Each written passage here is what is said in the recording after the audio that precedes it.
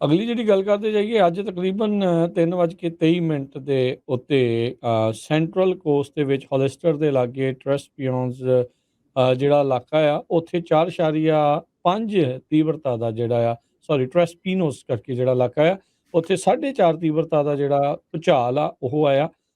ਇਹ ਝਟਕੇ ਸੈਨ ਹੋਜ਼ੇ ਦੇ ਅਸੀਂ ਆਫਿਸ ਦੇ ਵਿੱਚ ਵੀ ਇੱਥੇ ਜਿਹੜੇ ਉਹ ਮਹਿਸੂਸ ਕੀਤੇ ਹੈਗੇ ਆ। ਸੈਨ ਬਨੀਟੋ ਕਾਊਂਟੀ ਦੇ ਵਿੱਚ ਇਹ ਇਲਾਕਾ ਪੈਂਦਾ ਆ। ਇਸ ਤੋਂ ਪਹਿਲਾਂ ਕੁਛ ਮਿੰਟ ਪਹਿਲਾਂ ਉਸ ਤੋਂ ਪੈਨਮਾ ਦੇ ਕੋਸਟ ਤੱਟ ਦੇ ਉੱਤੇ 6.3 ਤੀਬਰਤਾ ਦਾ ਜਿਹੜਾ ਭੂਚਾਲ ਆ ਉਹ ਓਸ਼ਨ ਦੇ ਵਿੱਚ ਆਇਆ ਸੀਗਾ। ਪਰ ਸੁਨਾਮੀ ਦੀ ਕੋਈ ਜਿਹੜਾ ਖਤਰਾ ਆ ਉਹ ਨਹੀਂ ਰਿਹਾ ਸੋ ਫਾਰ। ਇਸ ਦੇ ਨਾਲ ਕੋਈ ਡੈਮੇਜਸ ਹੋਏ ਆ ਇਸ ਦੇ ਬਾਰੇ ਕੋਈ ਅਪਡੇਟਸ ਨਹੀਂ ਆ, ਕਿਉਂਕਿ ਝਟਕਾ ਤਾਂ ਸੀਗਾ, ਮਹਿਸੂਸ ਜ਼ਰੂਰ ਹੋਇਆ, ਪਰ ਹੋਪਫੁਲੀ ਸਾਰਾ ਕੁਛ ਜਿਹੜਾ ਉਹ ਠੀਕ ਰਿਹਾ ਆ। ਕਾਫੀ ਦਿਨਾਂ ਤੋਂ ਪਹਿਲਾਂ ਵੀ ਜਿਹੜੇ ਹਰਜੋਤ ਸਿੰਘ ਜੀ ਝਟਕੇ ਜਿਹੜੇ ਆਉਂਦੇ ਰਹੇ ਆ। ਰੀਸੈਂਟਲੀ ਨਦਰਨ ਕੈਲੀਫੋਰਨੀਆ ਦੇ ਵਿੱਚ ਇੱਕ ਕਾਫੀ ਵੱਡਾ ਭੂਚਾਲ ਆਇਆ ਸੀ, ਜਿਸ ਕਰਕੇ ਕਈ ਕੁਛ ਜਿਹੜਾ ਆ ਉੱਥੇ ਰੋਡਸ ਵੀ ਟੁੱਟੀਆਂ ਤੇ ਬਹੁਤ ਸਾਰੀਆਂ ਬਿਲਡਿੰਗਸ ਨੂੰ ਵੀ ਜਿਹੜਾ ਉਹ ਨੁਕਸਾਨ ਹੋਇਆ ਸੀ। ਪ੍ਰੈਜ਼ੀਡੈਂਟ ਡੋਨਲਡ ਟਰੰਪ ਉਹਨਾਂ ਨੇ ਨਾਟ ਗਿਲਟੀ ਦਾ ਪਲੀਡ ਕੀਤਾ ਹੈਗਾ ਆ ਜਦੋਂ ਉਹਨਾਂ ਨੂੰ ਅਰੈਸਟ ਤੇ ਅਰੇਨਮੈਂਟ ਜੋ ਹਸ਼ ਮਨੀ ਦੇ ਸੰਬੰਧ ਦੇ ਵਿੱਚ ਜਿਹੜਾ ਉਹਨਾਂ ਦਾ ਕੇਸ ਨਿਊਯਾਰਕ ਦੇ ਵਿੱਚ ਚੱਲ ਰਿਹਾ ਹੈਗਾ। 2016 ਦੀ ਕੈਂਪੇਨ ਸੀ, ਉਸ ਤੋਂ ਪਹਿਲਾਂ ਉਹਨਾਂ ਨੇ ਜਿਹੜਾ ਇਹ ਕੰਮ ਕੀਤਾ ਸੀ।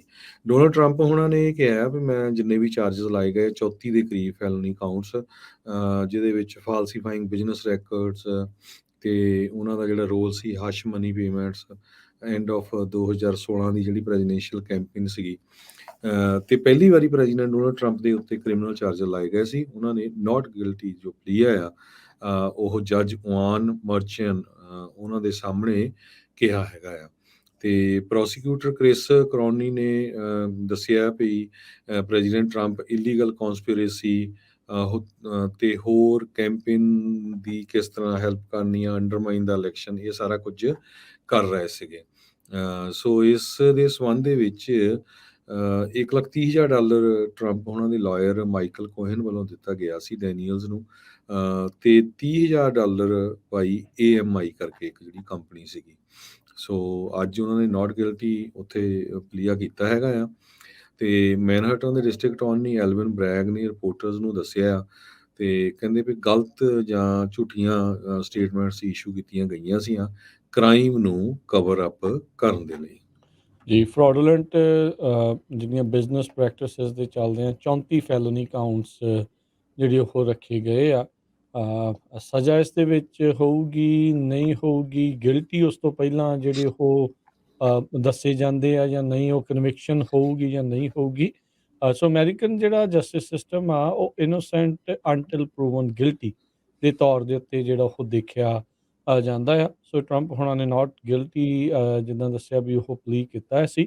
ਸੋ ਹੁਣ ਦੇਖੋ ਕੀ ਹੁੰਦਾ ਆ। ਹਰ ਇੱਕ ਚਾਰਜ ਦੇ ਲਈ 4 ਸਾਲ ਦੀ ਸਜ਼ਾ ਜਿਹੜੀ ਉਹ ਹੋ ਸਕਦੀ ਆ ਜੇ ਇਹ ਦੋਸ਼ ਸਾਬਤ ਹੁੰਦੇ ਆ। ਮੈਕਸੀਮਮ ਸਜ਼ਾ ਜਿਹੜੀ ਆ ਇੱਕ ਦੇ ਜਿਹੜੇ ਉਹ ਲਈ ਆ। ਸੋ ਇਹ ਹੁਣ ਚੀਜ਼ਾਂ ਦੇਖੋ ਹਰਜੋਤ ਸਿੰਘ ਜੀ ਕੀ ਹੁੰਦਾ ਆ। ਅੱਜ ਭਾਰੀ ਜਿਹੜੀ ਫੋਰਸ ਆ ਉਹ ਲਗਾਈ ਗਈ ਸੀ। ਸੋ ਸਿਕਿਉਰਿਟੀ ਦੇ ਲਿਹਾਜ਼ ਦੇ ਵਿੱਚ ਕੋਈ ਕੁਤਾਹੀ ਜਿਹੜੀ ਉਹ ਨਹੀਂ ਕੀਤੀ ਗਈ। ਨਿਊਯਾਰਕ ਜਿਹੜੇ ਸਿਟੀ ਦੇ ਵਿੱਚ ਇਹ ਸਾਰਾ ਕੁਛ ਜਿਹੜਾ ਉਹ ਵਾਪਰਿਆ। ਮਾਰਜਰੀ ਟੇਲਰ ਗ੍ਰੀਨ ਵੀ ਗਈ ਸੀ, ਜਿਹੜਾ ਇਹਨੇ ਪ੍ਰੋਟੈਸਟ ਕਾਲ ਕੀਤਾ ਸੀ, ਤੇ ਉੱਥੇ 10 ਮਿੰਟਾਂ 'ਚੋਂ ਹੀ ਖੁਦ ਜਿਹੜੀ ਉਹ ਭੱਜ ਆਈ।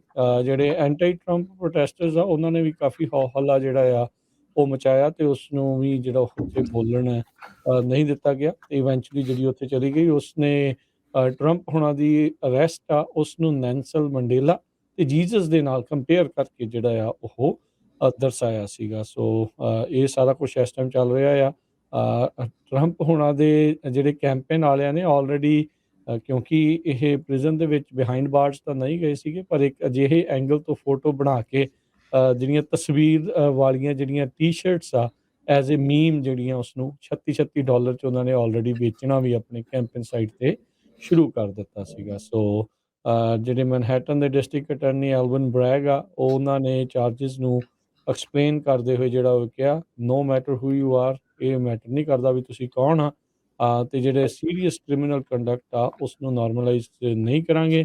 ਉਹਨਾਂ ਨੇ ਕਿਹਾ ਵੀ ਜਿਹੜਾ ਮੈਨਹੈਟਨ ਹੈਗਾ ਆ ਜੀ ਇਹ ਫਾਈਨੈਂਸ਼ੀਅਲ ਇੱਕ ਹਿਸਾਬ ਦੇ ਨਾਲ ਕੈਪੀਟਲ ਆ, ਬਹੁਤ ਸਾਰੇ ਬਿਜ਼ਨਸਿਸ ਨੇ, ਤੇ ਜੇ ਬਿਜ਼ਨਸ ਵਾਲਿਆਂ ਨੇ ਇੱਦਾਂ ਕਰਨਾ ਸ਼ੁਰੂ ਕਰ ਦਿੱਤਾ ਤਾਂ ਕੰਮ ਜਿਹੜਾ ਉਹ ਖਰਾਬ ਆ। ਵੀ ਆਪਣੇ ਕ੍ਰਿਮੀਨਲ ਕੰਡਕਟ ਨੂੰ ਇਹਨਾਂ ਡਾਲਰਾਂ ਦੇ ਵਿੱਚ ਜਿਹੜੀ ਉਹ ਲੁਕਾਉਣ ਦੀ ਕੋਸ਼ਿਸ਼ ਕੀਤੀ ਆ। ਸੋ ਪਰ ਇੱਕ ਇਤਿਹਾਸਿਕ ਪਲ ਜਿਹੜਾ ਆ ਅਮਰੀਕਾ ਦੇ ਇਤਿਹਾਸ ਦੇ ਵਿੱਚ ਬਣ ਗਿਆ, ਜਦ ਕਿ ਇੱਕ ਫਾਰਮਰ ਰਾਸ਼ਟਰਪਤੀ ਨੂੰ ਅਰੈਸਟ ਕੀਤਾ, ਅਰੇਨ ਕੀਤਾ ਗਿਆ ਤੇ ਉਹਨਾਂ ਉੱਤੇ 34 ਫੈਲਨੀ ਦੇ ਜਿਹੜੇ ਚਾਰਜਿਸ ਆ ਉਹ ਲੱਗੇ ਹੈਗੇ ਆ। America is never never coming back ਇਸ ਚੀਜ਼ ਤੋਂ। ਇਸ ਨੇ ਮੁਲਕ ਨੂੰ ਹੋਰ ਵੀ ਅੱਗੇ ਪਤਾ ਨਹੀਂ ਦੇਖੋ ਡਿਵਾਈਡ ਕਰਨਾ ਹੈ, ਕੀ ਹੋਣਾ ਆ, ਜਾਂ ਜਿਹੜੇ ਉਹ ਦੇਖ ਜਾਂ ਫਿਰ ਇਹ ਲੋਕ ਸੋਚਦੇ ਆ ਵੀ ਨਹੀਂ ਇਹ ਵਾਕਿਆ ਇੰਜਸਟਿਸ ਇਸ ਦੇ ਵਿੱਚ ਹੋਊਗਾ ਕਿ ਪੋਲੀਟੀਕਲੀ ਮੋਟੀਵੇਟਿਡ ਆ। ਸੋ ਦੋਨੋਂ ਤਰ੍ਹਾਂ ਦੇ ਜਿਹੜੇ ਆਪਾਂ ਨੂੰ ਲੋਕ ਆ ਉਹ ਦੇਖਣ ਨੂੰ ਮਿਲਣਗੇ, ਪਰ ਆਉਣ ਵਾਲੇ ਸਮੇਂ ਦੇ ਵਿੱਚ ਇੱਕ ਦੂਜੇ ਦੇ ਉੱਤੇ ਜਿਹੜਾ ਰੈਟੋਰਿਕ ਆ ਉਹ ਬਹੁਤ ਜ਼ਿਆਦਾ ਤੇਜ਼ ਹੋਣ ਜਾ ਰਿਹਾ ਆ।